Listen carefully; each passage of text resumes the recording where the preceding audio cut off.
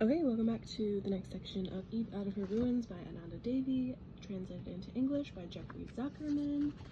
I'm currently on 106 of my book, page 106, and this section is in Eve's perspective. The inspector finally agreed to take me to the morgue. I don't know how he did it, but he managed to get me in. He must have connections. That, and he feels sad for me. I don't care how he did it, I just care that I'll get to see Savita. In the morgue, both the light and the smell are greenish. I thought the movies would have prepared me for this, but movies have nothing to do with reality. It's totally different here. The filth in the corners, the ceiling blooming with mold, chemical smells coming from the walls. My whole body goes weak. The place is heavy with their presence. Everybody who came through here has left traces. On the walls, on the ground, on the ceiling, in the air, like invisible lips sealed to their silence. Nobody ever leaves completely. The inspector holds me by my arms and says, "You don't have to." No, I've never had to. I shake my arm free. I don't want to turn back. After what she's gone through, I can go through everything. And then, in my head, I saw her 1,000 times like this. I keep seeing her in that envelope of death. And now, I actually do see her. Unmoving and pale. Her face glazed, rigid, solid, the bruises still on her neck from the murderer's fingers. I know her, yet she is wholly unrecognizable. Her youthfulness, I think. When death comes to someone so young, it makes her unrecognizable, and there's a bluish, almost purplish tint to her skin. I reel from the strangeness of it all, but I do recognize her mouth. I hold on to that mouth with its darkened edges in her mouth, Savita's mouth. I'm happy to see it again in all its perfection at last. Yes, I haven't started to forget her features like I feared a second ago. I haven't betrayed her. I still have that memory of her mouth in me as something so precious that, for the rest of my life, all of my senses will bring it back to me. I explained to her that I was by the stream, and that was the reason I didn't hear anything.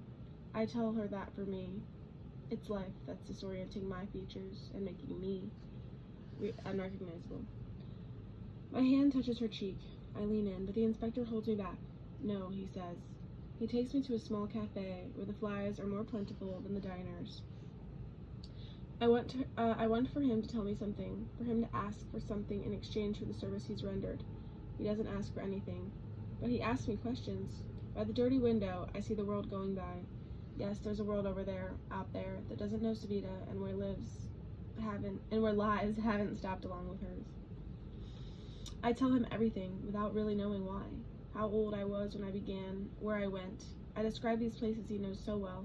His questions take me further and further. My actions are getting crazier and crazier. I can tell. That's what he thinks. This girl is crazy. He looks at me as if he can't believe me. "And you're still alive," he says. "What was the use of it all?" he asks again. His big hands on the table are trembling and fiddling with a paper napkin to point that there aren't anything but shreds left. I wouldn't like to be a criminal he'd arrested. There isn't any skin that would resist those hands. I finally answer the question. I slip through the cracks to what? To go on.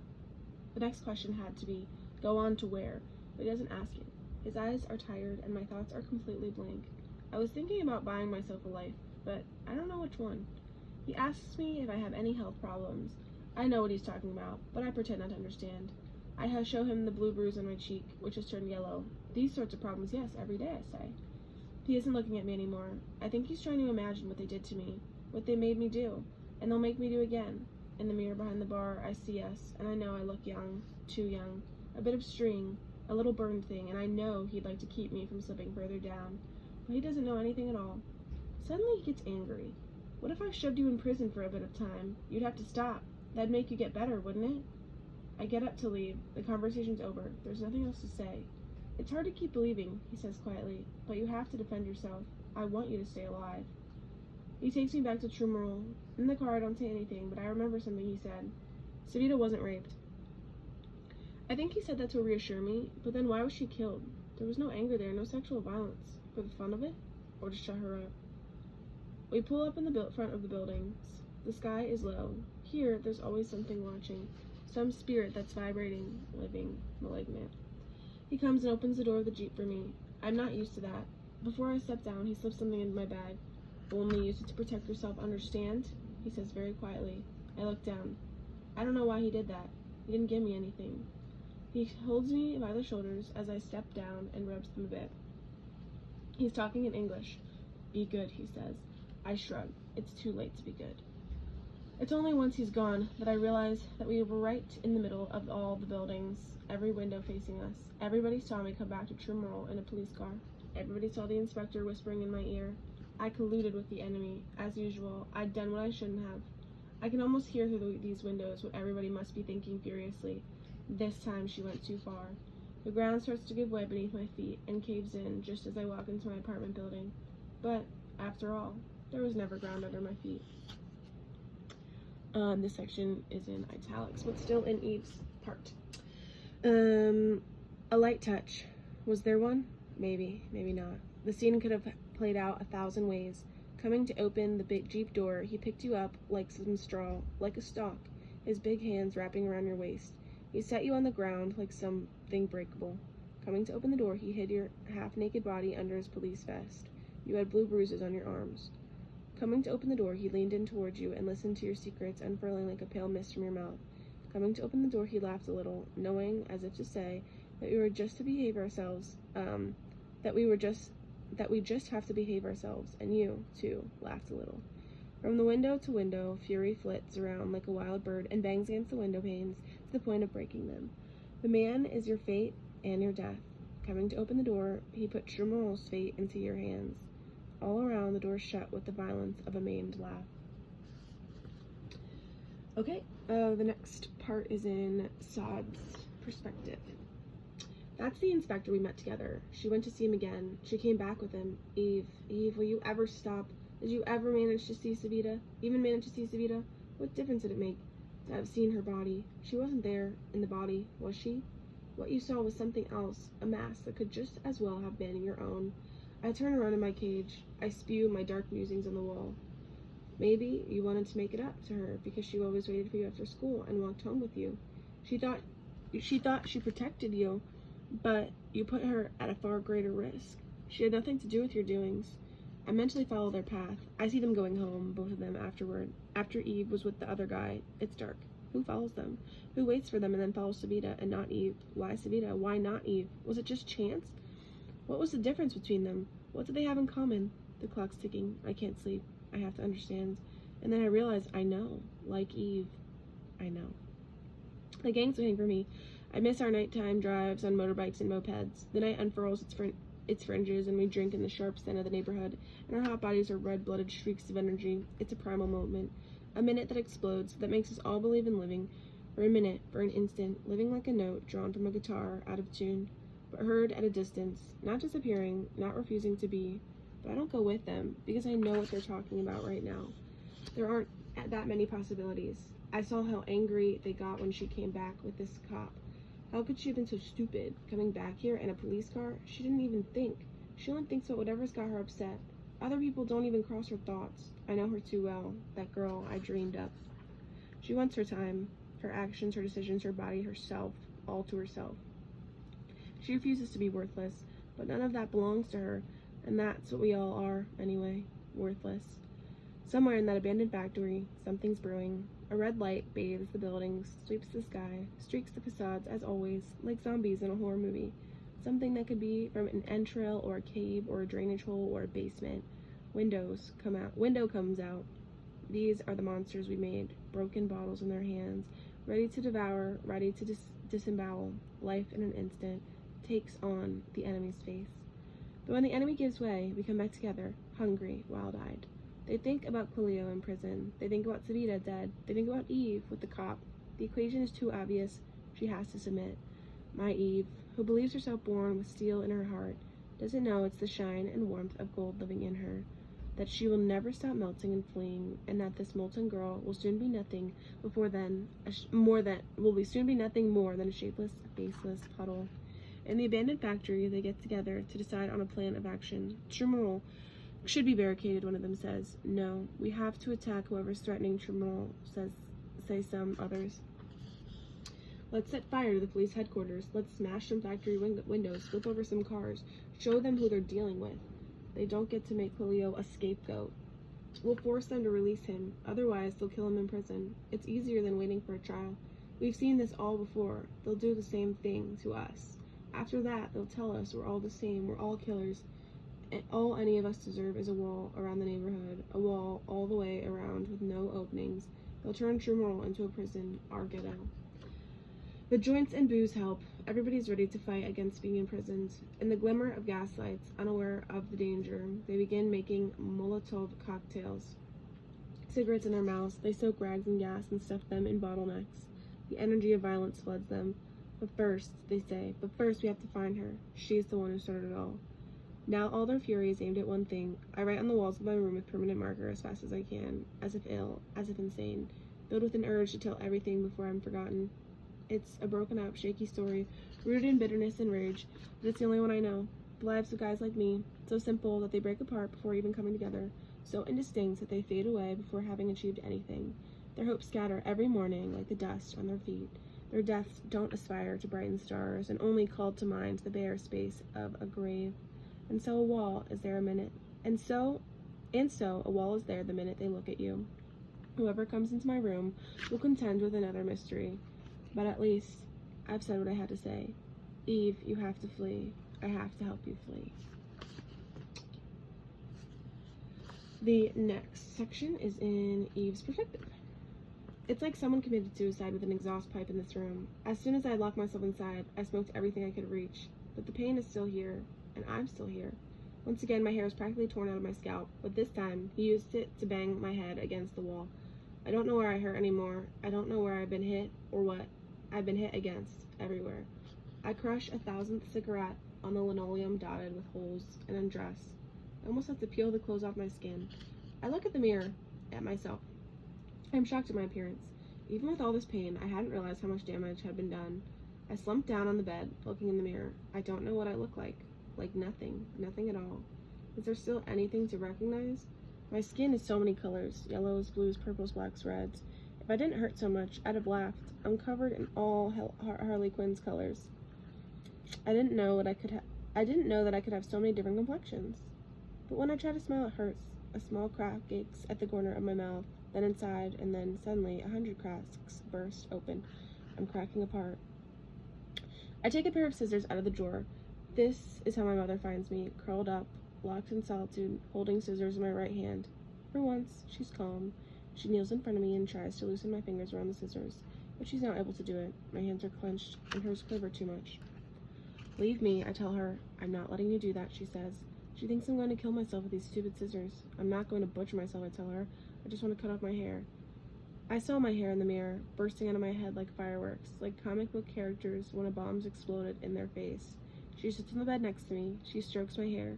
Maybe she's thinking about how often people grabbed it, as if that was the strongest part of my body, the place where all my energy could be grasped and absorbed. My hair is the most visible part of my femininity. That's why they all start there. That's why they hurt me most.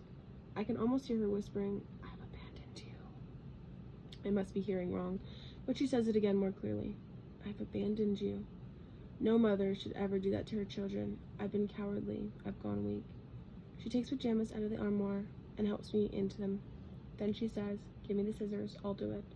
She takes them and begins cutting my hair. It's hard. It's difficult. The hair squeaks and grinds the scissors. The scissors grind. The clumps fall, strand by strand. The sound suits me, dries the tears that could have fallen. This contact seems strange, my mother's nearness, after so many years. I try to remember when we had been this close, but it's too far away. The feel of her hand on my scalp is pleasant. There's something special about motherly hands, I think. But it's too late for me. I can't surrender to them. I don't want to be consoled. When she finishes cutting the thickest clumps, she goes to find her husband's razor and shaves my head bald. I look in the mirror. This time I manage to smile. I really do have a funny head. I've metamorphosized. I think I look like what I wanted to be, a lioness, a starving lioness, in the godforsaken zoo, rather than a queen of the savannas. But it doesn't matter. I'll take it anyway. My mother can't bring herself to look at me. When she leaves, the lioness puts on pants with a grimace. She takes her bag and goes out without making a noise, as she knows how to do, so that nobody will notice. Outside, even though I'm limping, nobody pays me any attention. I become invisible, barely human, the incarnation of a will that all by myself, manages to keep me upright, and urges me forward. And now we have the italic section of Eve's. He waits for you. He knows you will come. He knows it with the apathy of the next breath. Things have gone too far. He doesn't see the point of his actions anymore. He knows you will know sooner or later the spark in your spirit He knows you will know sooner or later the spark in your spirit and your memory. He is sitting in front of the television, bathed in its white light, fidgeting in silence. You have been to this place before to get books. You know where he lives. You will open the door and you will breathe in the scent of rat poison. You will think that he might have opted for this outdated way of committing suicide, such a difficult, painful way, and that you will see his green body contorted in pain, his face twisted into a grimace at life. But don't worry, he will not offer you such an image of himself. He will say to you, sit down. You will look at the armchair's flowery worn fabric, and you will stay standing. He will walk towards you and hold you in his arms. Your head will not reach above his chest. Despite himself, you will feel a stirring in his gut and want to pull you in closer while remembering you, already a memory, already past, already too late. Most of all, you will think of that time, that night, when things skittered and time turned inside out, when a space was deep down within you and you began to bleed. He saw this outpouring, still warm as the depths from where it came. This fluvial offering was such a strange texture, at once thick and liquid, with a coppery taste reddening his lips. He pulled away. He saw the trickle flowing slowly, not like a wound, but like a stigmata that had simply opened. Wholly unexpectedly, this woman's blood, this flow from a buried volcano, seemed sacred to him. When he got up, you looked at him. You put your fingers on his mouth. His lips were red from you thought. As he looked down at you, perhaps he looked like a vampire. Perhaps he looked like a member of a diabolical sect that drank blood. Perhaps he looked like a truly primitive being that drank in mother's milk and blood. But you only thought of a child with lips reddened by guava juice. Despite this confusion he was experiencing, he saw the smile that had come so quickly to your eyes. He told himself this is the first time you've shown something, even if it's just a hint of a smile, the first time that something passes between the two of you, something more than what usually goes from body to body. All sorts of possibilities that he had never envisioned until now. A future, a sun that you cracked open in his life, a curtain of darkness that he had thought permanent being a curtain of darkness he had thought permanent being raised, all appeared to him in his idiocy out of nothing more than his reflection of a shadow of a smile. And then at that moment there was a movement close to the door. He turned and saw the light in the slit of the half-shut door turning dark. How had he failed to check the door? He immediately saw himself, as if from outside, his mouth reddened by the intimate blood of a woman. His reversal was immediate. Shame had overcome him all at once. Shame in himself, and having come this far. Shame in being ridiculed, if the story spread. Shame and humiliation, if he was fired. Undone by a simple story. What little he had made of his life, and was about to fall apart. He waited until you left. He looked through the window, and he saw the two of you walking by. He followed you both, and then he followed Savita. He killed her without hatred, almost without violence. At one point, he felt as if she was willing, but maybe she was simply too weak. The weakness of a female body, its lack of fighting strength. At the very first blow, they just give up. What remains is a passionless thing, maybe not even a thing, an annihilation, a disappearance. But she was already dead long before. This little girl who was your friend, long before he put her in a trash bin while thinking that this was what they did, those guys who lived in the neighborhood, if they had to kill. Careless, irrevocable contempt. She died at the moment she saw a red flower bloom in his mouth. She died when she saw his sad eyes, and she knew that he was not killing her out of hatred. No, not out of hatred, but indifference. Indifference is far, far worse. He didn't even regret it. And now he waits for you. He knows you will come. He only wants to hold you in his arms as a gift in his final hours. He will inhale the vanilla of your skin and touch the light t-shirt you are wearing and shudder while thinking about everything under it. He will know that these are his last sensations as a man before dying in his turn. And then our next section is in Cleo's perspective, and I think that will be our final one for the day. Alright. The public defender they assigned me is so young, I thought it was a joke. I didn't say anything, but she could see it on my face that I didn't think there was any point in getting a lawyer if they were going to pick a baby with a brand new bib and a baby bottle who wouldn't even get dirty while eating or defending her clients. Sure, she's cute, with her little bangs of her eyes. I didn't want to get her mad. After all, she would definitely be the first one I saw when I got out. Or maybe, whispered a nasty little voice like my own like my own, except cleverer. She'll be the last one I see before being locked up for good. Would I actually be sentenced to death? I can't remember anymore if they still kill people here. I don't think they have been since execution. I don't think there have been executions since I was born. What do I know? Has the death penalty been abolished? Well, has the death penalty been abolished in Mauritius? She smiles at me, reassuring, fake. She whispers something about a mandatory sentence for 46 years, but that they'll be lenient, especially if you're juvenile. She uses the English word as if to hide the tremor in her voice. Then she looks at me to see if I've understood. Yes, I've understood. Shit, mademoiselle. I'm not a kid anymore. I'm a juvenile, as in a juvenile delinquent. Once the pleasantries are over, she starts explaining things, and I can see that she knows what she's talking about. She's serious, focused, attentive. Suddenly, I start listening to her more carefully. She frowns when I tell her that my only witnesses are the birds and the rats. When I tell her that I was in the middle of carving Carlo's name on my ass that night, she didn't raise an eyebrow, but says that just might help us. If we want to plead insanity, for example. But I'm not crazy, I tell her. She says in a soothing tone, no, I don't think you're crazy, only a little bit psychologically unstable. With good reason. What do you mean, with good reason? She doesn't answer right away. Her little face scrunches up, goes almost as gray as the prison walls. This silence is like a secret she's sharing with me. I don't understand it, but it shocks me. I'm about to respond without thinking, despite my precarious situation. I know where you come from, she says. I came from there too. I blink slowly. I can't imagine her as a little girl from Chimarol, or any place like that. I look over her body for the markings that show us the losers we are, the proof that her dreams have already started to go to shit.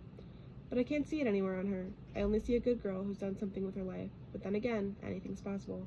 That doesn't mean I'm going to tell her my secrets, though. Maybe she made it all up to get me talking. Besides, if she wants to plead insanity, it's all over. I'm not an actor. I can't pretend to be crazy. After she leaves, the lights go out. The air she'd made a little bit more bearable solidifies around me. She can't do anything, I know.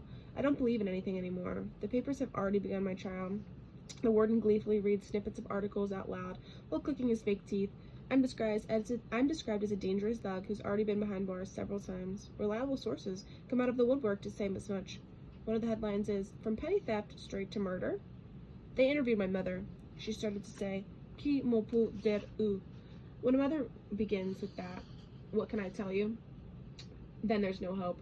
I can just see how the talk fell apart after that. Even when he was a kid, he was hard to control. I tried everything, I'm telling you. His father and me, we did everything we could to set him on a straight and narrow. But he was sucked into the gang of lowlifes. Once they had him, they couldn't do anything. Pitié, la haine sans mon Dieu. We don't recognize him anymore, and so on. She doesn't know how much she's hurting me, my poor mom. She thinks that the Mrs. will have more compassion for me and it won't be so painful. But at least, Mom, at the very least, you could have told them that you don't think I'm guilty.